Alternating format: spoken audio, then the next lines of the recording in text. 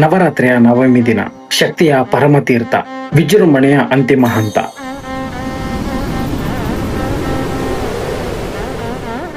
ಇವರು ಸಿದ್ಧಿರಾತ್ರಿ, ಎಲ್ಲ ದುಷ್ಟರ ನಾಶ, ಎಲ್ಲ ಭಕ್ತರ ವಿಜಯದ ಸಂಕೇತ. ಇವರು ಮಹಿಷಾಸುರನಂತಹ ಭೀಕರ ಶಕ್ತಿಗಳನ್ನು ಗೆದ್ದು ಸಿಂಹದ ಮೇಲೆ ಸವಾರಿ ಮಾಡುವ ಯೋಧಿನಿ. ಕೈಯಲ್ಲಿ ತ್ರಿಶೂಲ, ಕಮಂಡಲ, ವರಮುದ್ರೆ, ಶಕ್ತಿ, ಧೈರ್ಯ, ಆಶೀರ್ವಾದದ ಪ್ರತೀಕ. ನೀಲಿ ಅಥವಾ ಜಾಂಬೂಳ ಬಣ್ಣದ ಹೂವು, ಹಾಲು ಪಾಯಸ ಮತ್ತು ಬಾದಾಮಿಯನ್ನು ಅರ್ಪಣೆ ಮಾಡಿ ಸಿದ್ಧಿರಾತ್ರಿ ದೇವಿಯನ್ನು ಆರಾಧಿಸಿದರೆ ಜೀವನದಲ್ಲಿ ಸಂಕಟ, ಭಯ, ದುಷ್ಟತೆ ನಿವಾರಣೆಯಾಗಿ ಧೈರ್ಯ, ಶಕ್ತಿ, ಸಮೃದ್ಧಿ ಹೆಚ್ಚಾಗುತ್ತದೆ. ಈ ದಿನ ಅವಳನ್ನು ನೆನೆಸಿ ನಮ್ಮೊಳಗಿನ ಶಕ್ತಿಯನ್ನು ಹೊರಹಾಕಿ. ಯಾಕಂದ್ರೆ ಸಿದ್ಧಿರಾತ್ರಿ ಬಂದ್ರೆ ವಿಜಯ ಖಚಿತ, ದುಷ್ಟರ ನಿರ್ನಾಮ ಖಂಡಿತ.